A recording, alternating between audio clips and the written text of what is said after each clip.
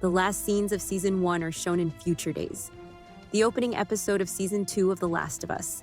The Jackson town, where Joel, Pedro Pascal, and Ellie, Bella Ramsey, would eventually call home, is visible in the distance as they stand atop a hill. Ellie asks the smuggler to swear that everything he said is accurate, since she doesn't believe Joel's account of the raiders killing the Firefly revolutionaries who were trying to create a remedy for the cordyceps fungus. Joel says he swears after he pauses. However, Season 2 depicts Ellie heading down the hill and leaving Joel in an awkward quiet, instead of maintaining the now iconic hard cut to black on her doubtful expression as she answers, "Okay." The main issues of the season are succinctly summarized by this needless addition to a scene that was previously flawless. However, it is by no means the most blatant instance in this episode. In the first new scene, Caitlin Dever plays Abby, who is standing over a few hundred makeshift graves with her friends and other former Fireflies. She watches with tears as the same pack of giraffes that Joel and Ellie had marveled at days before graze through the ruins of Salt Lake City. Although Abby's presence in the season hasn't been teased by HBO like Naughty Dog did before The Last of Us Part 2, I was taken aback by how swiftly the show reveals her objectives. Abby has other views while Owen, Spencer Lord, Mel, Ariela Bearer, Nora, Toddy Gabriel, and Manny, Danny Ramirez debate their next course of action, putting their survival and safety first. Because of what Joel did to the Fireflies, she intends to track him down and kill him slowly. Before we fade to black, she ties a pendant around one of the crosses, suggesting a personal bond with one of Joel's victims. The Last of Us already finds it difficult to add to Part 2 in an elegant way, as if in an attempt to clarify a story that has previously been open to multiple interpretations. In addition to being a narrative device that allowed The Last of Us Part 2 to change the plot in the middle of the game, delaying those revelations until later in the narrative helped create the central tension that underpins the narrative. The Last of Us is removing the enticing and unsettling mystique of the original plot in two sequences, but it offers nothing in its stead. Dever delivers the words with passion, committing to Abby's wrath, and her companion's reluctant acceptance is convincing enough. The actors are unable to get rid of the script's peculiar, stilted stiffness. Notably, Craig Mazin, one of the showrunners of The Last of Us, and series director Neil Druckmann share the majority of the writing credits for the second season. Mazin is the only writer for the most of the 7-episode run, with writing credits shared with Druckmann and Part 2 narrative head Hallie Gross on the season's last 2 episodes. When it came to rearranging these revelations for television, I had to ask how the writers' room discussions went and why the program eschews subtlety in favor of a crude, unstyled script where characters simply tell the camera what's on their minds. Abby used to be a reserved woman, but in Dever's portrayal, she expresses her emotions to the audience without holding back. Although she is not the only one with this issue in the show, it was unexpected that this tendency was so overtly displayed twice in the first 5 minutes. Like Part 2 before it, The Last of Us abruptly skips ahead 5 years. Ellie, who has tattoos, is seen sparring with a man twice her size and winning until he taps out. It is not until Jesse, young Mazzino, breaks Ellie's bloodlust that she releases him from her hold. She receives coaching from Jesse, who discloses that he advised her sparring partner to pull his blows. This infuriates Ellie, and it becomes a recurring theme throughout the season that the men in Jackson are trying to protect her from the violence she appears to be craving. I've written extensively about my disapproval of the show's depiction of Ellie as someone who relishes violence rather than merely having a strong belief in its meaning, but Season 2's treatment of this theme is so erratic that it's hard to pick apart from this first episode alone. The Last of Us is unsure of the source of her violent tendencies, so we'll be unraveling this convoluted thread as we follow Ellie's violent spiral throughout the season. It's better to see her violent tendencies depicted as a response to her being overly sheltered and protected, and merely wanting to prove herself than to assume that she's just a naturally sadistic person. We get a glimpse of the Jackson, Wyoming community where Ellie and Joel have resided for the past 5 years as she exits the gym. With everyone cooperating to survive in a post-apocalyptic world, it's a fairly realistic replica of the small town from Part 2. However, Ellie doesn't appear to be persuaded by the deal. The idea of community and belonging to something greater than oneself is something she mocks. Ellie didn't appear content in Jackson in Part 2, but once more, the program doesn't value nuance and has given her arc a new level of dissatisfaction this time. I'm hesitant to blame Ramsey alone because they are working with the material at hand, but their younger portrayal of Ellie doesn't help the character. Although Ramsey is officially older than Ellie, who is 19 years old, Ramsey comes across as spoiled and immature, but Ashley Johnson's performance in the games gave Ellie the feel of a depressed recluse who was trying to come to terms with a life she wasn't happy with. Even in the most neutral sequences, let alone the more significant ones that lie ahead, I find it difficult to believe their performance. While entertaining Dina, Isabella Merced, Ellie's close friend in Jackson, Pascal is acting like his daddiest dad self as Joel, doing handyman work. Even though I believe that a lot of the show's deviations from the game are for the bad, I applaud this one. The closeness between Dinah and Joel, who essentially have no interaction in Part 2, allows both actors to shine and compensates for some of the structural alterations the show makes that have somewhat reduced Pascal's role this season. Joel is seen in this scene as a rough, older man who is frantically attempting to establish a connection with the young people rather than the violent smuggler that he is frequently perceived as. Although Joel's legacy in The Last of Us is largely filled with violence, he is the epitome of an unaware, well-intentioned Southern father when you put him in a safe environment with more commonplace issues like wiring and teen angst. War crimes, girl, I understand, but he's also a baby girl. However, even this pleasant moment in which Joel uses some circuitry jargon, wonderful, whatever you say, is interrupted when Dina inquires as to why he and Ellie are together. Why do no other people seem to understand why these two are on the outs? Joel attributes it to teenage anxiety and disobedience to her father role. Once more, HBO's The Last of Us enjoys expressing emotions and thoughts in the most obvious way possible. In a shockingly more direct manner, it jumps right into the controversy over Joel and Ellie's relationship's surrogate status, which fans have been debating for years. Joel claims to be her parent, but Gail makes it clear in a subsequent scene that he is not. I assume it's typical, Joel tells Dinah.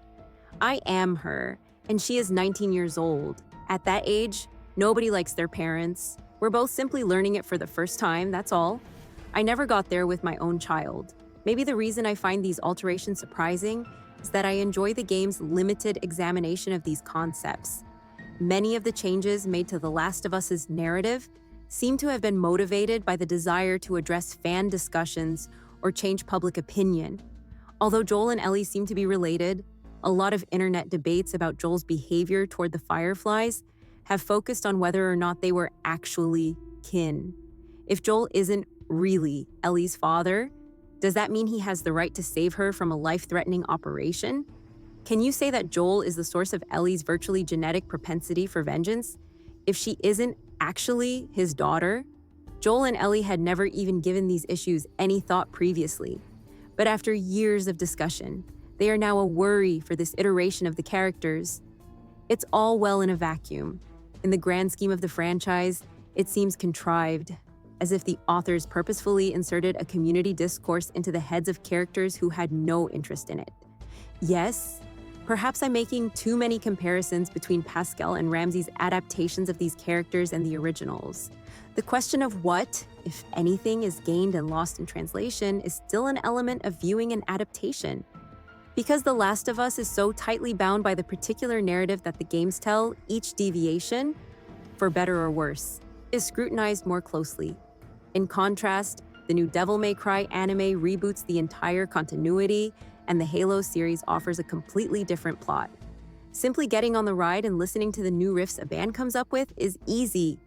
Every time the character's dialogue changes, I have to wonder what Mazen's team believes is gained from this explanatory approach. This is because The Last of Us has been so focused on faithfully recreating what Mazen considers to be the greatest story ever told in video games for a new audience. Is it incorrect to assume that someone believes there is room for improvement in the original content if they make significant additions or modifications while largely adhering to the existing script? Was it a reflexive response to the way people discuss it? Or did Mazen see those more subdued exchanges as a flaw in the narrative of The Last of Us Part 2? Although television isn't necessarily to blame for these issues, the show's priorities do differ from those of the games it is based on. It feels strangely patronizing whenever Joel, Ellie, Abby, or anybody else digs up subtext like the cordyceps roots some employees discover infesting Jackson's pipework. It's as if someone at HBO believes that viewers aren't intelligent enough to understand any of this on their own. Joel says he doesn't know what he did to make Ellie angry, but he's going to therapy to work on himself in the interim. Joel's brother Tommy, Gabriel Luna, and Ellie are sniping infected off Jackson's border as part of Ellie's own therapy. Our quirky little lesbian is not happy that Tommy has taken Ellie off of the patrols that eliminate the infected in the Jackson region at his brother's request.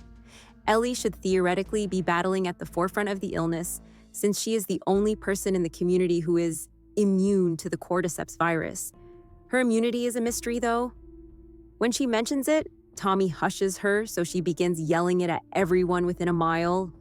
Once more, this season is supposed to feature a response that could have been appropriate for the lively 14-year-old Ellie in season 1, but seems inappropriate for the more mature 19-year-old Ramsey.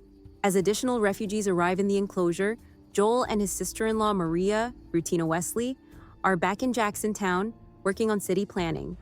Despite her best efforts, Maria is acutely aware that Jackson is unable to handle the volume of individuals seeking food and shelter. The village has infrastructure, eateries, buildings, and even a governing body. But even the best-laid plans for mutual aid eventually run afoul of the apocalyptic reality. Maria has high hopes. Joel advises leaving people outside if the lifeboat is flooded, but she feels obligated to assist those in need. He remarks nonchalantly, "You have to take care of yourself first, or you're no good to anyone." This must have been his justification when he killed dozens of fireflies to save Ellie, yet Maria condemns him from the other side of the room. Then Benji, the son of Tommy and Maria, enters the scene as a brand new character. Joel kneels him and shows him a map of the town while jokingly discussing firing the monsters outside the wall. When Maria's child appears in front of her, her expression softens, as she is obviously moved by the sentiment. Family, whether discovered or not, has always been positioned in The Last of Us as something that alters one's viewpoint, either towards selfishness or selflessness. I'm interested to see how the show uses Benji in relation to Tommy and Maria's future behavior. He nods in agreement, but even if she hears Joel, Maria leaves him with the impression that he was also a refugee at one point. Gail, Catherine O'Hara, another character created entirely for the show, is going to therapy with Joel. Giving Joel a therapy side plot seems like the logical next step in the storyline, as the first season made a big deal out of his anxiousness, which was also largely only hinted at in the games. It's clear that the elderly man feels uneasy in Gail's house. It appears at first that he is uncomfortable about doing some self-work, but it soon becomes evident why he might feel this way in this particular residence. Before their session begins, Gail offers him tea or whiskey and then drinks the latter herself. This is the first birthday she has celebrated, without her spouse Eugene in 41 years.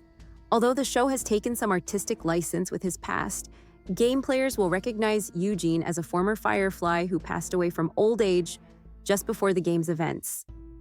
Gail discloses that she despises Joel because he shot and killed her husband. If he's sitting in her house at the moment, it must be more complicated than that. We only know that Joel had no choice, and that Gail's grievance is more with Joel's tactics than with the fact that he killed Eugene. She uses all of this anger to get the same kind of unvarnished honesty from Joel, whom she believes is being reticent during their sessions. Gail probes Joel about the clear rift between him and Ellie, asking whether he wounded her. Joel shakes his head tearfully. Then he gets up and just says, "I saved her," and leaves. As stubborn and confident as ever, Gail is perhaps the new character on The Last of Us that I feel the most conflicted about. As always, O'Hara exudes charisma, and it's a welcome dynamic to have someone who doesn't hesitate to criticize Joel Miller. However, having a character whose job it is to force people to talk about their feelings might easily make the show's worst literary flaw, a propensity for overly expositional language that sounds like it's coming from a YouTube explainer, even worse. Joel and Ellie run the risk of having to describe their painful experience to Gail like a book report, evaluating their lives like a text instead of just having it. Although Joel's ambiguous confession isn't very explicit, I'm already suspicious of Gail's presence after seeing some of the episode's previous moments. After that, we move to Joel's backyard, where Ellie lives in a furnished garage. With its savage Starlight posters, vintage music tapes, and the Tobacco Sunburst acoustic guitar with the moth decal on the fretboard, the room is an almost exact replica of her small house from The Last of Us Part 2. Ellie's small glimpse of Jackson has long been a favorite of mine because it conveys a lot about her in both the game and the show. Ellie's room is a nostalgic time capsule for a life she never experienced, filled with quirky items from a bygone era she can only imagine. The majority of the memorabilia and accessories she has amassed over the years are here because she and Joel happened upon them while traveling. In order to help them live, her comic book and music collections were saved like any other bandage or Shiv tape. I have no doubt that she enjoys Doctor, Daniela Starr's interstellar adventures, but I also find her affinity for a certain comic intriguing because I question whether children's tastes evolve naturally or if they are influenced by whatever they come across while searching through dusty drawers and shelves. Using items she finds laying around and gives special meaning to, Ellie's room is organized like a scrapbook. Since the show doesn't stay in Ellie's house for very long, that is all made much more clear in the game. Every time you improve your equipment, there's a cool shot of her performing some gun maintenance that seems to pay homage to Part 2's intricate gun modification animations. After that, the camera lingers on Ellie's tattoo, which hides a chemical burn that once appeared where her bite mark was. More on that later, before fishing for additional information about her and Joel's minor argument. Dina arrives and assists Ellie in getting ready for their patrol. Although Dinah doesn't seem like someone who gives up easy, Ellie doesn't fall for the ruse. The two meet up with Jesse for patrol assignments after gathering their horses, which include Shimmer, the MVP of The Last of Us Part 2. If you know, the friction between the girls and Jesse is evident. He comes across to Ellie more as a betrayed, patronizing older brother than as a protecting one. Not that those things are incompatible, and given Ellie's younger and more careless tendencies in this retelling of the tale, it might work better this way. Since Jesse is a leader in this group, it could be more sensible for them to disagree with someone who appears to be cynical about the concepts of community and accountability. Kat, another figure who appears solely in Part 2 Ellie's diary entries as her first girlfriend in Jackson, is accompanying Ellie and Dina on this horseback trip.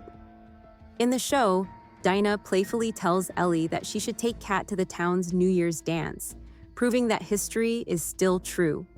She is referred to as the other one in Jackson, which indicates that there is a small and seemingly taboo LGBT population in this community. As the season progresses, we'll delve deeper into this, but for now, I feel sorry for Ellie, who is practically matched off with the only other young lesbian in town because no one else is available.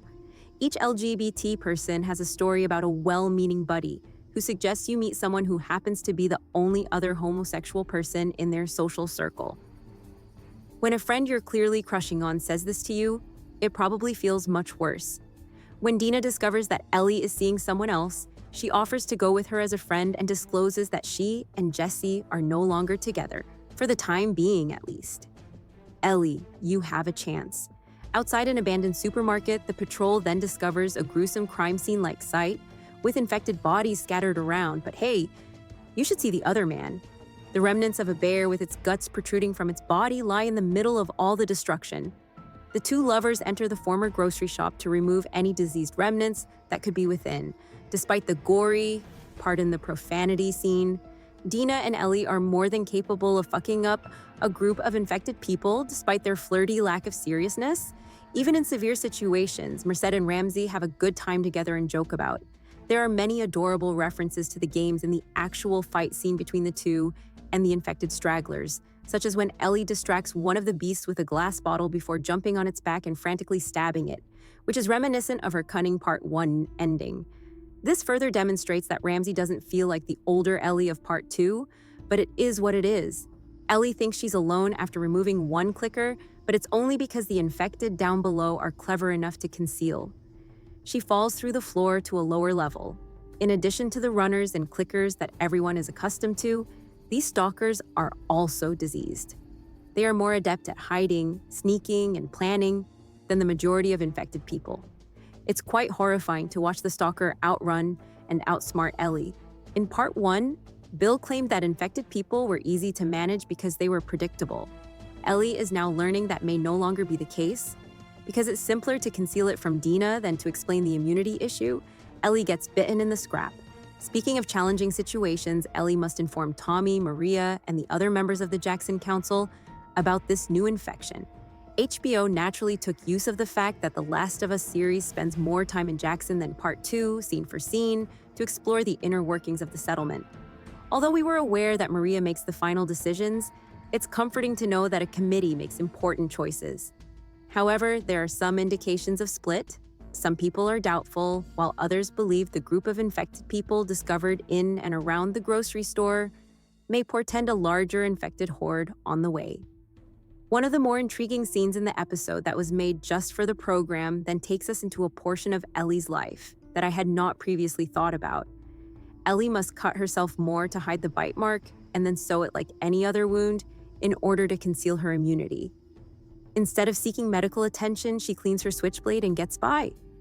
The way Ellie maintains the lie was an intriguing bit of information that addressed a point I hadn't previously considered, and I was interested in how Season 2 will handle displaying her immunity, given that the show has altered how the infection works to no longer be airborne. In a lovely nod to Part 2, when Ellie occasionally pens her deepest thoughts in an old notebook the player can peruse, Ellie begins writing down her day's events in her journal after cleaning the wound. It's the closest thing Ellie had to an internal monologue during the game, and it was undoubtedly a more effective way to understand her thoughts than the show's more explanatory dialogue. We had the opportunity to read those little windows into Ellie's thoughts, which seemed to have been penned specifically for her, and perhaps learn more about the bloody conquest we were engaged in. The speech in the episode where Ellie shares her emotions with another character, however, seems to have been crafted with an anticipated audience in mind. Although all of the language is scripted with an anticipated audience in mind, the show is not very good at hiding that. When Joel shows up and asks if Ellie is going to the dance tonight, it's obvious that they are at odds and neither of them wants to admit it. Despite her objections, Joel does what he does best and insists on helping her, pointing her that her guitar's strings need to be changed before taking it away. The dance, which is one of the best scenes in The Last of Us Part 2, is shown next. It's a routine that is so fantastic in the game that I was relieved that the writers mostly left it alone. Ellie is a wallflower on the sidelines as Dinah dances to Crooked Still's Little Sadie, and the outgoing companion rushes to the shy one and drags her into the dance floor.